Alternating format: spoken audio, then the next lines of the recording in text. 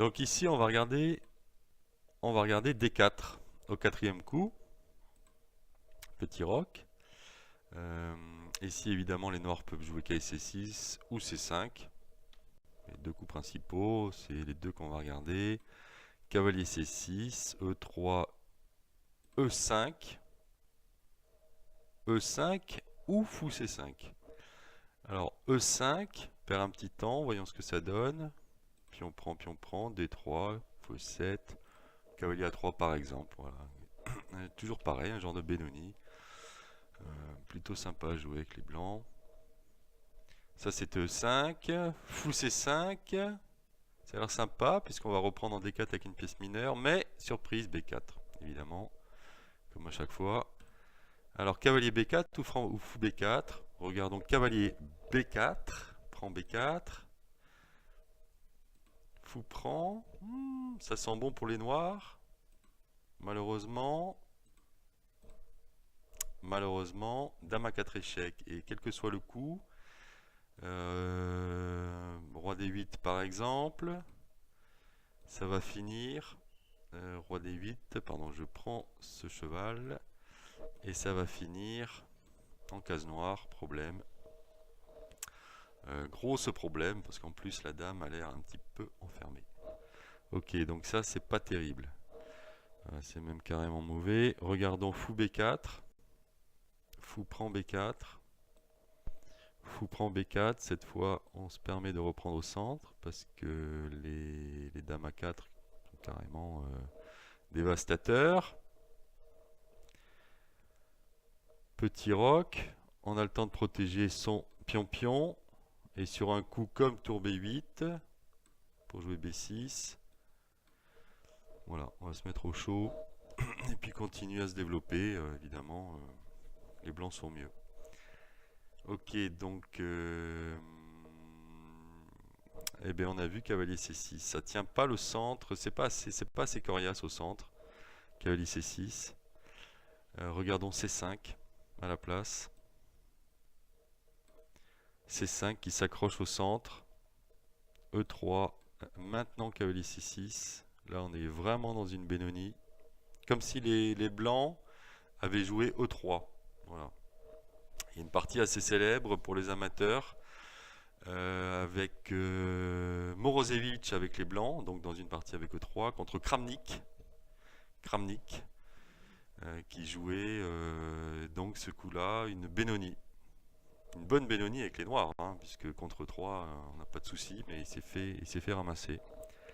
Alors là, on joue la même chose que Kramnik, mais avec un temps de plus. C5, E3, KC6. E prend D. Cavalier prend ou C prend alors? C prend est plus naturel. Regardons cavalier prend. Ici c'est pareil, C prend ou dame prend. Alors en fait on n'a pas envie d'échanger les pièces mineures avec les noirs, c'est pour ça que cavalier prend, j'y crois pas trop. CD, D3, fou D6, et là on se permet B4 évidemment. Bon, ça c'est trop facile à jouer pour les blancs, ça c'est du beurre, on se régale. Revenons à CD4 et regardons le plus logique vu qu'on voulait reprendre avec une pièce, donc allons-y franchement. D3, fou E7 évidemment, cavalier, petit roc, et là on va jouer très simple avec les blancs. Dame D6, D4 tout simplement. Tec, tec. Voilà, bon, là ça régale, hein, l'aile dame, majorité, pression à l'aile dame, ça c'est intenable. Hein. Complètement injouable ce truc. Ok, alors D prend, c'est pas dans l'esprit de toute façon. Cavalier prend. Donc C prend D4, bien sûr, D3. Alors ici, on a 3 coups. Le coup principal, on le verra tout à l'heure, c'est fou G5. fou D6, pardon, qui permet, on a enlevé cette flèche là, fou D6 qui permet fou G5, suivi de cavalier BD2 et cavalier E4. Comme d'habitude, les blancs là, dans ces structures Benko, Benoni, sont contents d'échanger une ou deux paires de pièces mineures. Donc, regardons d'abord H6 pour empêcher fou G5 ou fou E7. Voilà. Et fou D6 sera l'objet d'une deuxième vidéo sur ce thème. H6. Le coup standard, c'est fou F4. C'est un bon coup. Mais regardons notre petite astuce. Fou D2. Alors ça, c'est un peu étonnant. L'idée, c'est de jouer B4, B5 et puis d'affaiblir ce petit pion et de déplacer les pièces bien placées. Ok. Fou D6. Évidemment, A5, c'est le coup normal, on le verra juste après. Fou D6. Donc là, on poursuit l'idée. B4. Fou B4, cavalier E5. On connaît ça par cœur. Cavalier E5. Fou prend. Et là, on donne son fou. On donne son fou.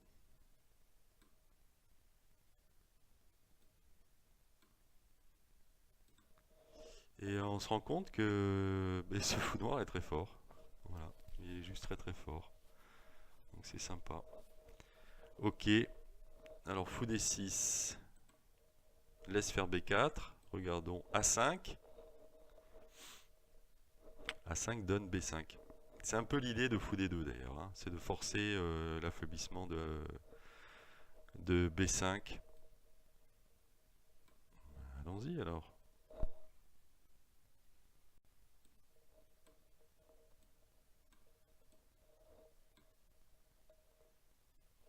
Cavalier 1. Bon coup. Et voilà, on conteste 5. On va sûrement revenir en F3. Et puis c'est magnifique ça. Grâce à ce bourrin là qui est chez l'adversaire et qui est insupportable. Ok. Donc ça c'était H6. Un petit peu lent H6. Hein. C'est un peu gourmand. On peut pas avoir le cul de la crémière et tout le reste. Fou E7 a l'air quand même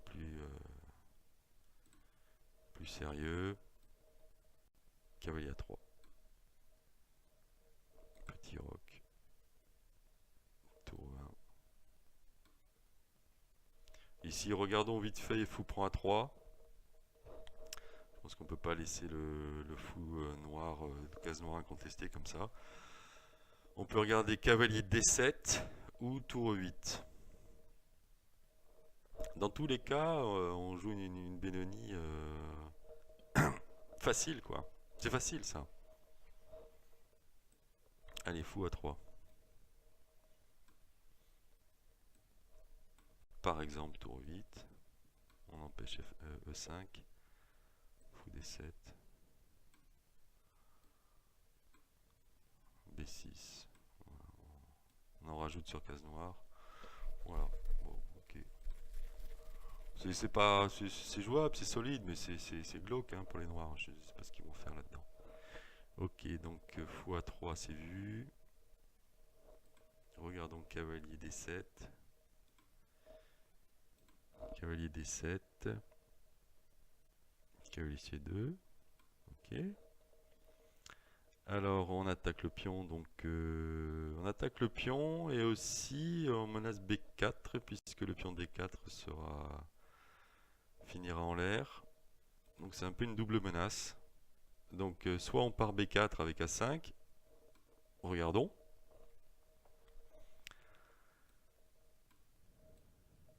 L'idée évidemment c'est de finir avec cavalier C5.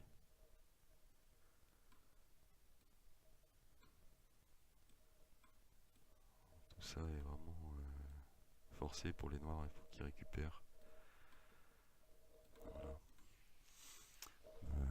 Encore une fois, c'est toujours le même topo, majorité, paire de fous.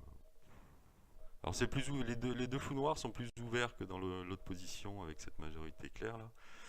Donc à la limite ça devient presque jouable. Enfin c'est très difficile. Hein. Puis au cavalier il fait pas peur. Ok. Ça c'était A5. A5 lâche le pion momentanément, puis on obtient ça. Alors que se passe-t-il si on s'accroche au pion? Bah si on s'accroche au pion, B4. Voilà, tout simplement. Pardon. Ouais, cavalier, on peut regarder. Cavalier prend E5. Ok. Pas besoin d'aller plus loin. Ah ça c'était quoi ça? C'était cavalier D7. C'était cavalier D7. Regardons tour 8. Fou F4. Alors fou B4 effectivement pour déranger un peu les pièces blanches. C'est pour illustrer, hein, c'est pas forcé fou B4.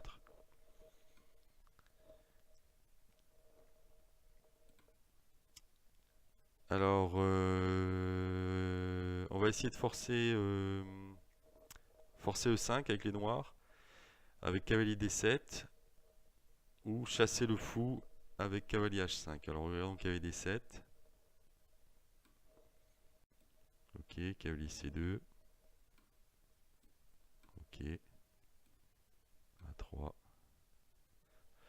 A3, A3, A3.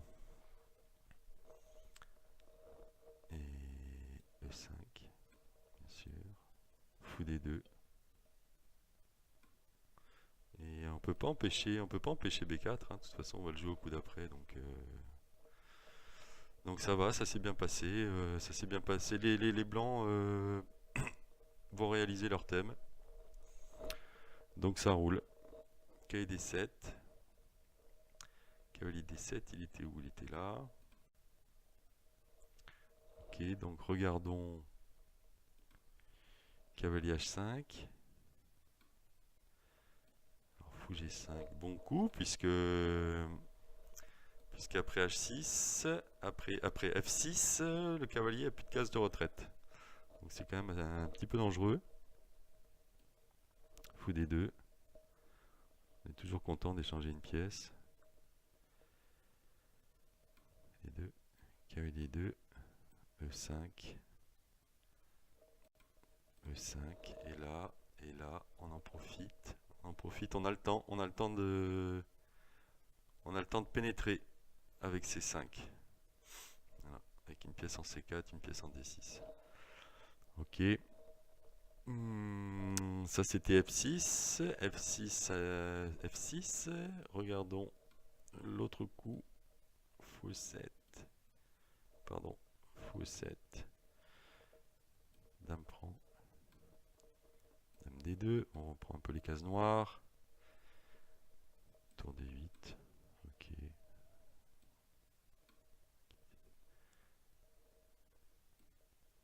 A5. Tout ça est connu comme le loup blanc. Et ici, ici on rentre dans une petite combinette qui est mignonne à base de 2. Oui voilà. Pardon, non, c'est pas ça du tout.